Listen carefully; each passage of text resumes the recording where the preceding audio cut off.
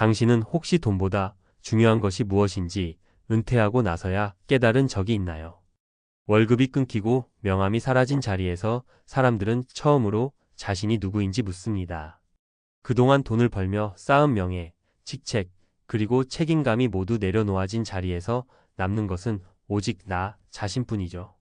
오늘은 60세 대기업 임원으로 은퇴한 한 남성의 이야기를 통해 은퇴 후 우리가 진짜로 지켜야 할 삶의 가치에 대해 이야기해 보려 합니다. 이 남성은 대기업 전략기획실에서 30년 넘게 일했습니다. 늘 바쁘게 회의와 출장에 쫓기며 살았죠. 퇴직식 날 그는 동료들의 박수를 받으며 웃었지만 집으로 돌아오는 길에 이상한 공허함이 밀려왔다고 했습니다.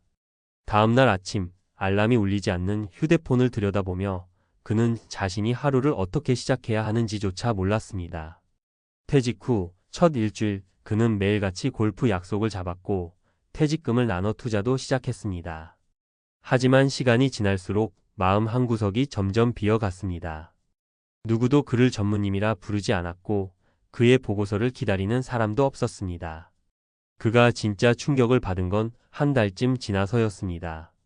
오랜만에 만나자는 연락을 돌렸는데 평소 함께했던 사람들 대부분이 바쁘다며 거절했습니다.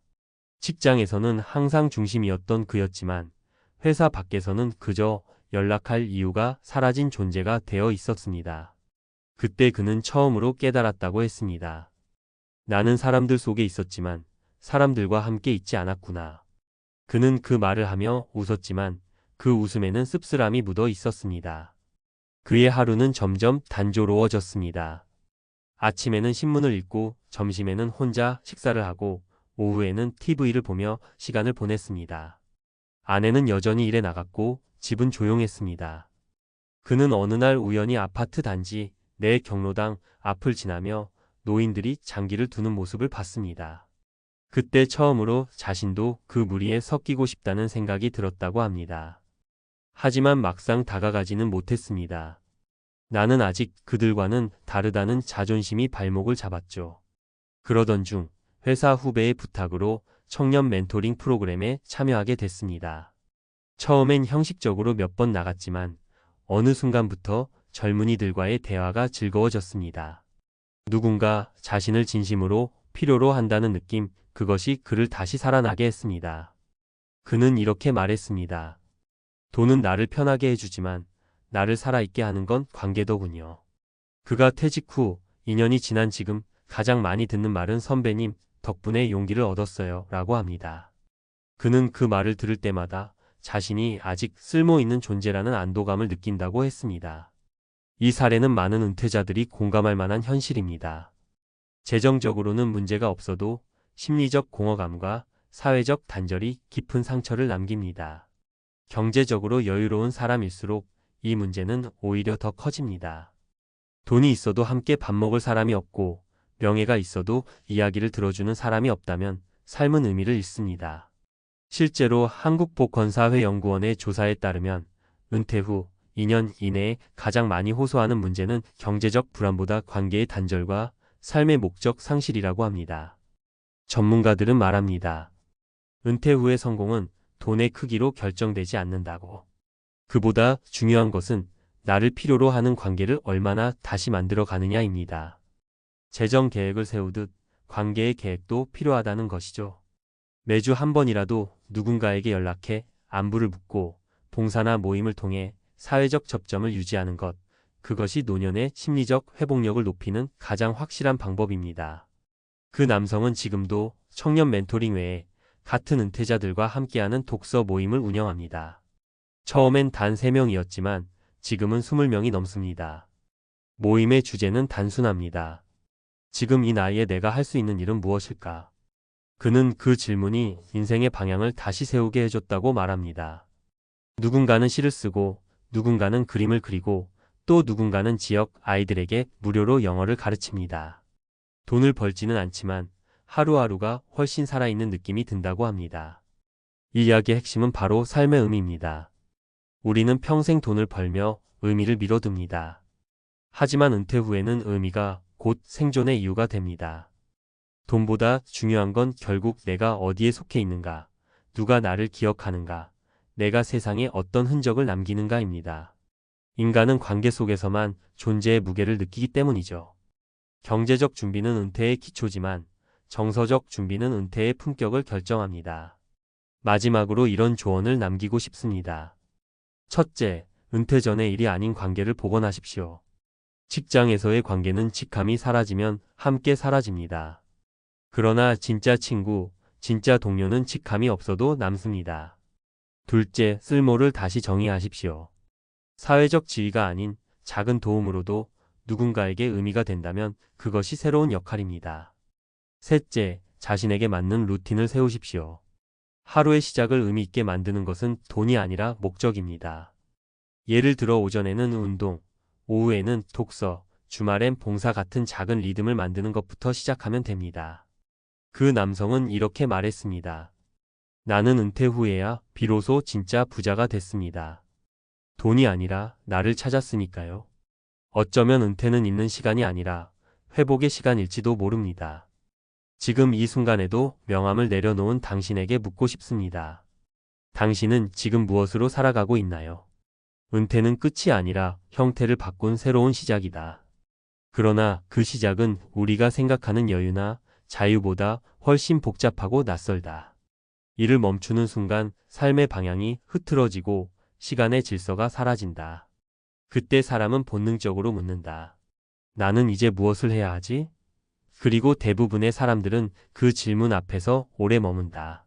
특히 사회적 성공을 이룬 사람일수록 그 공백은 깊고 조용하다.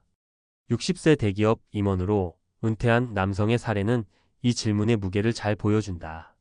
그는 평생 성과와 책임을 기준으로 살아왔다. 수십 명의 직원이 그의 결정을 기다렸고 하루에도 수십 번의 보고가 그의 손을 거쳤다. 하지만 그 거대한 시스템에서 물러난 순간 그가 느낀 건 자유가 아닌 공허였다. 누구도 그를 필요로 하지 않는다는 사실은 생각보다 더 큰 상실로 다가왔다. 그는 그때 깨달았다. 사람은 무엇을 하느냐 보다 누구와 함께 하느냐로 존재가 완성된다는 것을. 돈이 만들어준 안정감은 어느 순간부터 감정의 무게를 지탱하지 못했다. 사회적 지위와 명함이 사라지자 관계도 함께 사라졌다. 이른바 관계의 은퇴가 동시에 찾아온 것이다. 그는 처음엔 그 현실을 부정했다. 자신이 여전히 영향력 있는 사람이라 믿었고 세상은 그를 기억할 거라 생각했다. 하지만 한 달, 두 달이 지나자 전화는 줄었고 만남은 줄었으며 대화의 주제마저 점점 과거형이 되었다. 사람들은 여전히 그를 존경했지만 더 이상 그에게 묻지 않았다.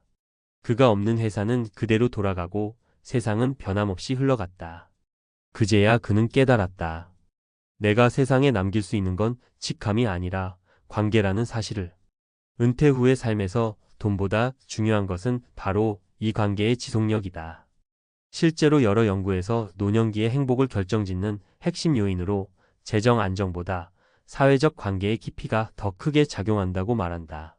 하버드대 성인 발달 연구는 80년이 넘는 추적 연구 끝에 좋은 관계가 사람을 더 건강하고 오래 살게 한다는 결론을 내렸다. 단순한 통계가 아니다. 사람은 사회적 동물이다. 대화, 교감, 인정, 공감 같은 요소가 우리의 뇌와 마음을 안정시키고 삶의 의미를 유지시킨다. 은퇴자는 이를 통해 얻게 되던 이 사회적 에너지가 사라지기 때문에 반드시 새로운 형태의 연결을 만들어야 한다. 그것이 멘토링이든 봉사활동이든 지역 모임이든 중요하지 않다. 중요한 건 자신이 누군가에게 필요한 존재라는 감각을 되찾는 것이다. 이 감각은 자존감과 직결된다. 많은 은퇴자들이 우울감에 빠지는 이유는 수입이 줄어서가 아니라 자신이 더 이상 기여할 수 없다고 느끼기 때문이다. 임원으로 살아온 그는 이 문제를 스스로 깨닫고 청년 멘토링에 참여하며 변화를 시작했다.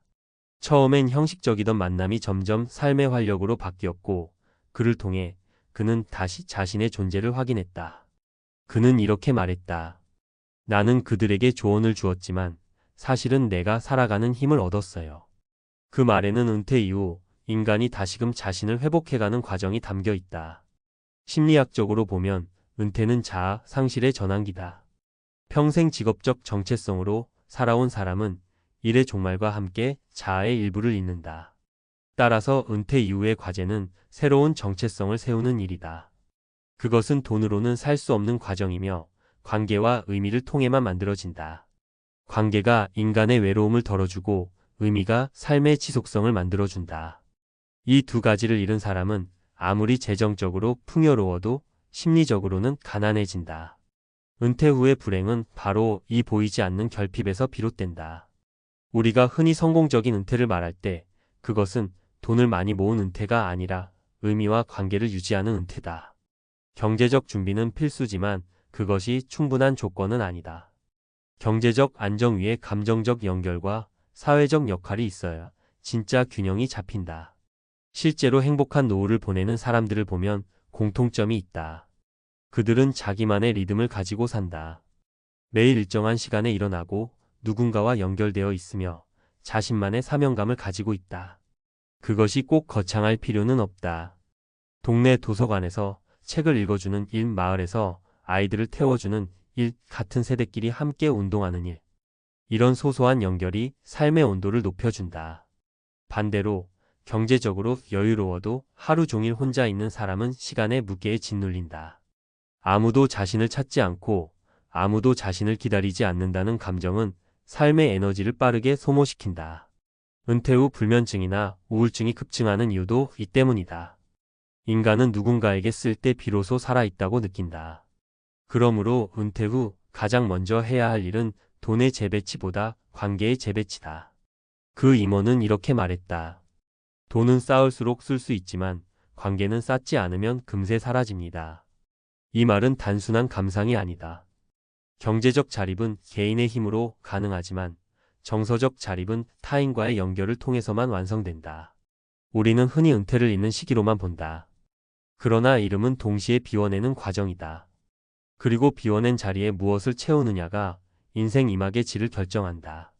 그 자리에 의미를 채우는 사람은 성장하고 불안으로 채우는 사람은 무너진다. 결국 은퇴의 성공은 돈이 아니라 마음의 방향에서 시작된다. 그 임원은 지금도 스스로를 현역이라 부른다. 다만 그 무대가 바뀌었을 뿐이다. 그는 더 이상 회사가 아닌 사회 속에서, 이익이 아닌 관계 속에서, 성과가 아닌 나눔 속에서 일한다. 그리고 말한다. 나는 지금이 인생에서 가장 편안하고 충만한 시기입니다. 이 문장은 우리가 잊고 있던 사실을 일깨운다.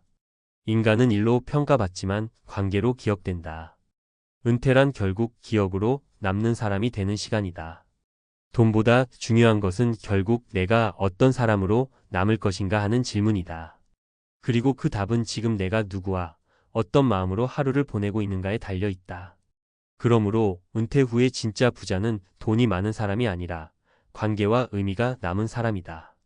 이 진리를 늦게 깨달을수록 인생은 공허해진다. 아직 늦지 않았다. 오늘 한 통의 안부 전화, 한 번의 진심 어린 대화, 한 사람의 이야기에 귀 기울이는 그 순간이 당신의 은퇴를 가장 빛나게 만들 것이다.